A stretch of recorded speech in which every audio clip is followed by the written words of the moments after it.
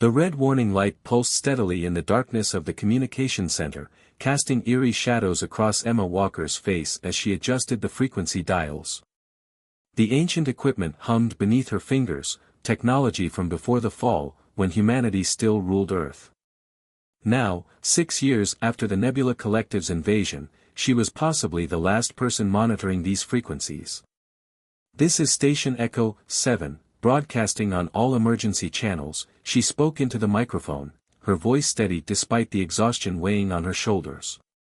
"Any survivors, please respond. I repeat, any survivors, please respond." Static answered her, as it had for the past 3 years. The bunker around her was a testament to human ingenuity, carved deep into the Rocky Mountains, shielded from the collective sensors by layers of lead and experimental metamaterials. The previous operators had died defending it, leaving behind their logs and a mission: keep broadcasting, keep listening, keep hope alive. Emma checked the external cameras. The wasteland outside remained unchanged, a bleached landscape under perpetual twilight, courtesy of the collective's atmospheric processors. They had arrived without warning, their massive ships blotting out the sun. Their message was simple: Earth's resources were needed for their dying civilization. Humanity's existence was an unfortunate inconvenience. A flash of movement caught her eye. Something was moving through the ruins of the nearby city. Emma enhanced the image, her heart racing. Not collective drones, their movements were too organic, too cautious. Human. She hadn't seen another person in 18 months. The figure was heading toward one of the collective's harvesting zones, certain death if they continued that path. Emma's hand hovered over the external speaker control. Using it would reveal her position, breaking years of careful hiding. The collective's hunters would come. But she couldn't watch another human die. Emma slammed the button. "Stop. Harvester zone ahead. 200 meters north, there's a drainage tunnel. Follow it east." The figure froze, then sprinted toward the tunnel. Moments later, Emma's sensors detected collective drones sweeping the area. She held her breath, watching the blips on her radar. The stranger had made it to safety, but the drones were now moving in a search pattern, investigating the source of the transmission.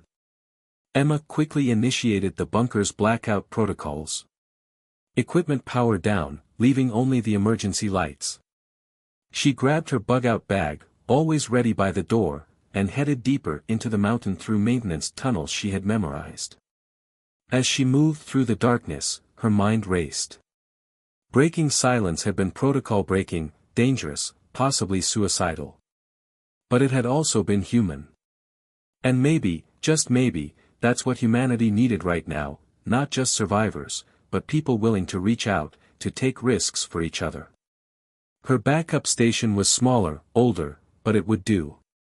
Emma powered it up, adjusting the frequencies. The static was still there, but now she heard something else, a pattern. 3 short bursts, too long. An old emergency code, one that hadn't been used since the early days of the invasion. Emma's hands shook as she decoded the message: "Resistance lives. Project Phoenix active. Need communications expert. Are you in?" She thought of her years alone, maintaining a station, broadcasting into silence, waiting. Perhaps it was time for more than waiting.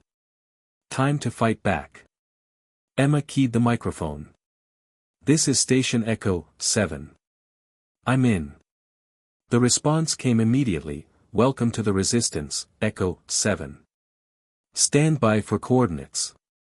"And Emma? Thank you for saving our scout." Emma smiled for the first time in months. The war wasn't over. It was just beginning. The Resistance bunker was nothing like Emma had imagined.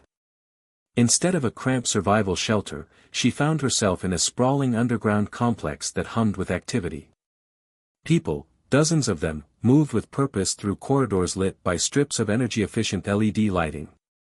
The sight of so many humans in one place made her dizzy after years of isolation. Marcus Rivera, the scout she'd saved, led her through the facility. He'd introduced himself after meeting her at the coordinates, his dark eyes carrying the same haunted look all survivors shared.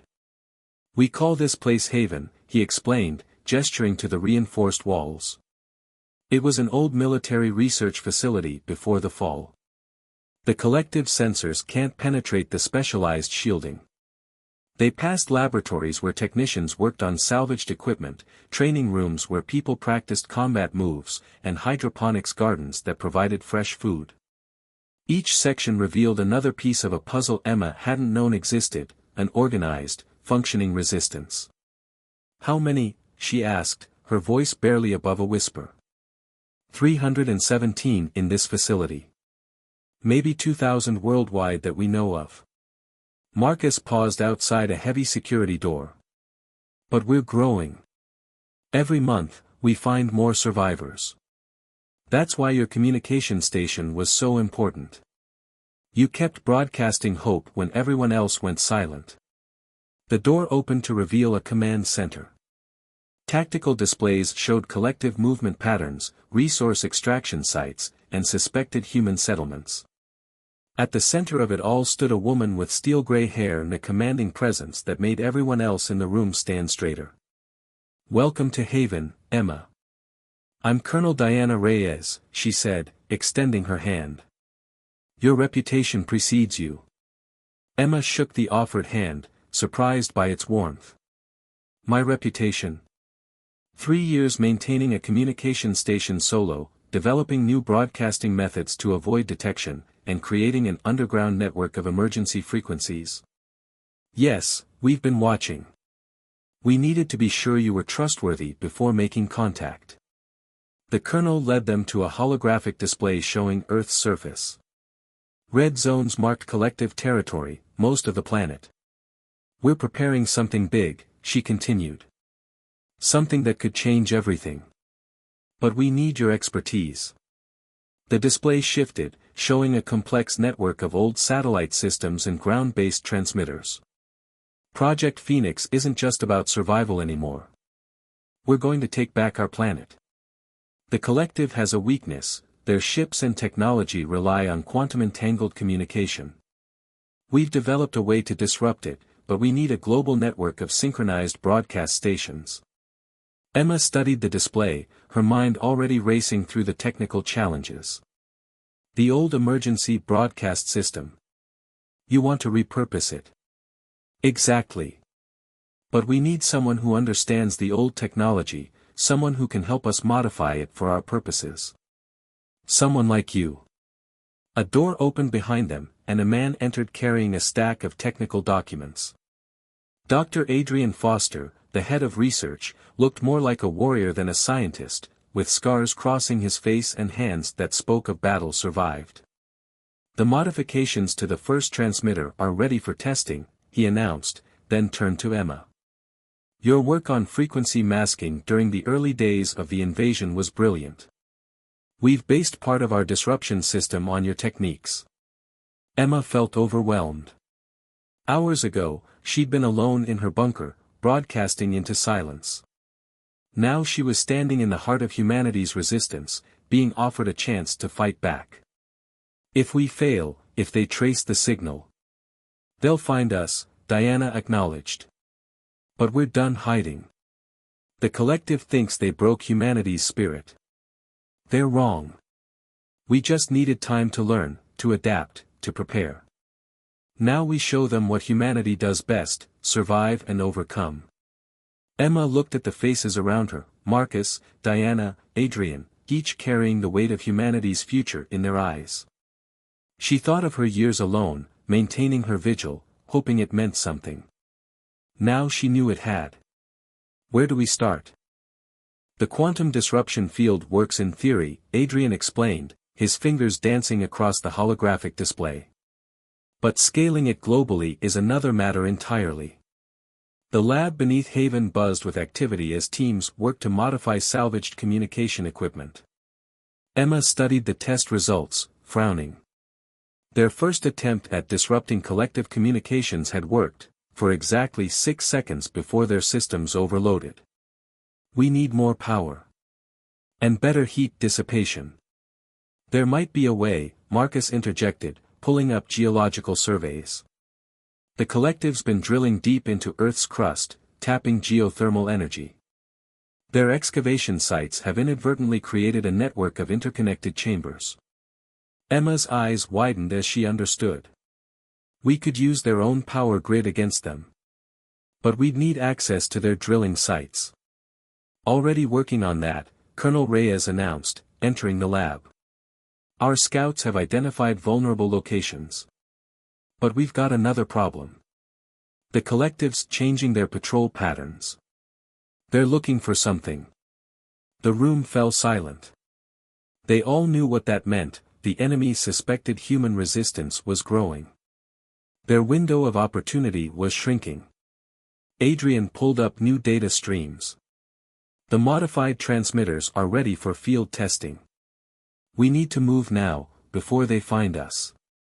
Emma had spent the last month redesigning the broadcast network, integrating Adrian's quantum disruption technology with her own signal masking techniques. The theory was solid. They could hijack the collective's own energy infrastructure to power a worldwide communications blackout, leaving their ships and ground forces blind and deaf. But theory and practice were different beasts. Team Alpha is in position at the Colorado site, Marcus reported, checking his tactical display. Beta and Charlie are approaching their targets in Asia and Europe. Emma took her position at the main control station.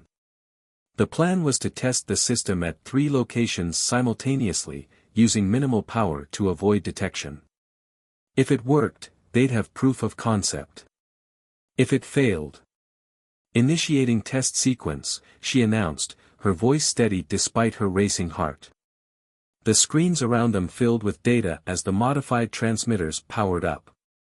Power levels holding. Quantum field stable. Commencing disruption in 3, 2, 1. The effect was immediate and unexpected. Not only did their target drone lose communication, but the quantum disruption cascaded through the collective's network, spreading far beyond their test area.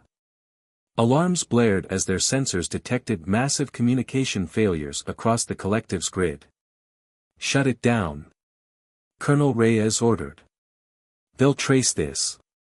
Emma's fingers flew across the controls, but the cascade effect continued. It's not stopping. The reaction's self-sustaining. Adrian rushed to her station, helping to implement emergency protocols. The quantum entanglement, it's creating a feedback loop through their entire network. Through the chaos, Marcus spotted something on his tactical display. Multiple collective ships changing course. They're converging on our locations. Colonel Reyes made a snap decision. New plan. We go all in, now. Emma, can you expand the disruption globally? Emma's mind raced through calculations. Yes, but we'll burn out most of our equipment. And once they recover, they'll know exactly where we are anyway, Adrian finished. Better to hit them with everything we've got. Emma looked at the faces around her, these people who had become more than colleagues in the past month. They'd become family. Each one nodded, understanding what was at stake. Initiating full-scale quantum disruption, Emma announced, her fingers dancing across the controls one last time. May whatever gods exist help us all. The world above them erupted into chaos as humanity launched its first real counterattack against their invaders. But in that moment, in the heart of Haven, a small group of survivors had proved something vital: the collective wasn't invincible. They had weaknesses. And humanity had just found one. The world burned. Haven's sensors showed massive electromagnetic disturbances sweeping across the globe as collective ships plummeted from the sky. Their quantum communication network had collapsed completely, leaving their forces in disarray. But the victory came at a terrible price. Multiple breaches in sectors 3 through 7, Marcus reported, his voice tight with tension. They're inside the facility. Colonel Reyes activated the facility-wide comm system. All personnel, initiate Protocol Omega. This is not a drill. She turned to Emma and Adrian. Get to the backup facility. The data has to survive. Emma protested, we can't just. That's an order. Diana's expression softened for a moment. You've given us a chance. Now we need to make it count. The corridor outside the command center echoed with weapons fire and the metallic screech of collective hunter drones. Adrian grabbed the quantum disruptor prototype while Emma downloaded their research data. Marcus took point, leading them toward the emergency exits. The surface readings are insane, Adrian said, checking his tablet as they ran. The quantum cascade is affecting their ship's power cores. They're going into critical failure. Emma's mind raced. If we can replicate this effect, we can turn their entire fleet into bombs, Adrian finished. But we need to reach the backup facility's transmission array. They emerged into a world transformed. The perpetual twilight had lifted, revealing a blood-red sky where collective ships spiraled out of control. Some exploded in massive energy bursts that lit up the horizon. Others crashed into their own harvesting facilities, creating chain reactions of destruction. Movement, 3 o'clock. Marcus warned, raising his weapon. A group of humanoid figures emerged from the shadows, but these weren't collective drones. They were survivors, drawn out of hiding by the chaos. The resistance lives, one of them called out. We saw the ships falling. More people appeared from ruins and hidden bunkers. The sight of humans openly walking the surface, weapons raised against their oppressors, made Emma's heart race. This was what hope looked like. Marcus quickly organized the survivors into defensive positions. The collective will regroup. We need to reach the backup facility before they restore communications. They moved through the ruins as more survivors joined them. Each person had a story, years of hiding, lost loved ones, desperate survival. Now they had something else, purpose. The backup facility was hidden in an old missile silo, 30 miles from Haven. As they approached, their sensors detected collective forces converging on their position. The enemy was adapting, learning to operate without their quantum network. They're evolving, Adrian observed grimly. We need to end this now.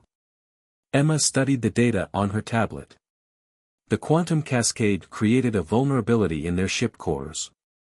If we can trigger a synchronized overload. She looked up at the others. We'll only get one shot at this. Marcus organized the survivors into defensive positions around the silo. Whatever you're going to do, do it fast. We've got incoming.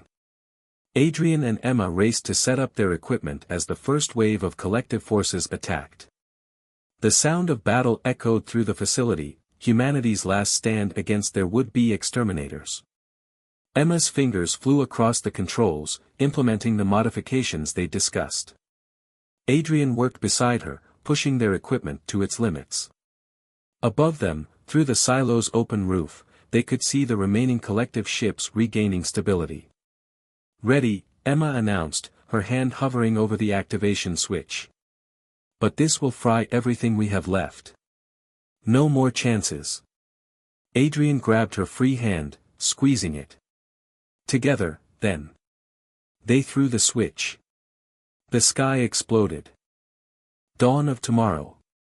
The quantum cascade rippled through space, a wave of destruction that turned the collective's advanced technology against itself. Every ship in Earth's orbit detonated simultaneously, their power cores overloading in a spectacular chain reaction that illuminated the sky like 1,000 new suns. Emma watched through the silo's observation window as humanity's greatest gamble paid off. The collective's remaining ground forces, cut off from their command structure and power sources, fell into disarray. Around the world, survivors emerged from hiding to reclaim their planet. Multiple confirmations coming in, Marcus announced, monitoring global communications. Shanghai, London, Buenos Aires, the collective's presence is collapsing everywhere. Adrian studied the readings from their sensors. The atmospheric processors are shutting down. Real sunlight's breaking through for the first time in years.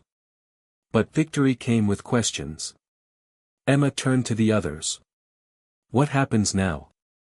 The collective might send more ships. Let them come, Colonel Reyes's voice crackled through their emergency radio. She had survived Haven's fall, leading a group of refugees to safety.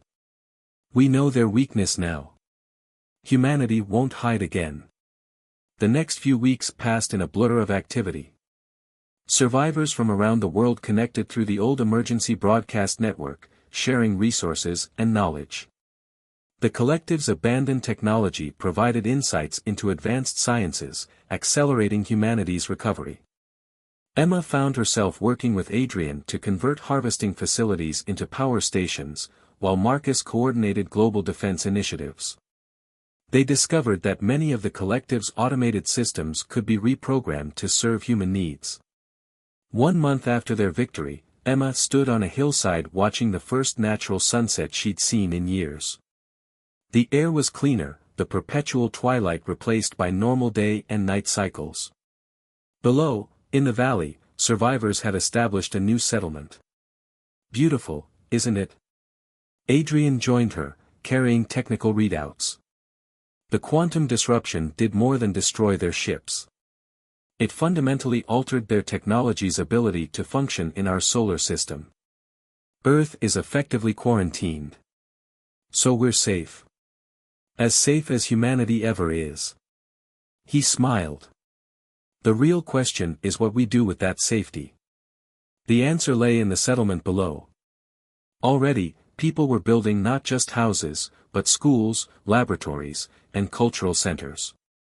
Children played in parks cleared of debris, their laughter a sound that had been absent from Earth for too long. We rebuild, Emma said. But differently this time. Better. A group of engineers had discovered how to modify collective terraforming technology to restore damaged ecosystems. Others were adapting their medical systems to cure diseases that had plagued humanity for centuries. The invasion, for all its horror, had forced humanity to unite and evolve. As the sun set, Emma activated her modified communicator. The quantum disruption field remained active in orbit, a protective shield against future threats. But the emergency broadcast network now carried different messages, not desperate pleas for help, but plans for the future, shared knowledge, and stories of hope. This is Earth Broadcasting Network, she spoke into the microphone, continuing her daily ritual but with new purpose. To all survivors, we are not just enduring. We are thriving. Our cities are rising. Our children are growing. Our future is bright. She paused, looking at the first stars becoming visible in the darkening sky. And we are ready for whatever comes next. The message echoed across the planet, reaching settlements and outposts where humanity was rebuilding. Not just surviving, but transforming their near extinction into a renaissance. They had faced annihilation and emerged stronger, wiser, more united. The collective had tried to erase humanity's existence. Instead, they had revealed its true strength.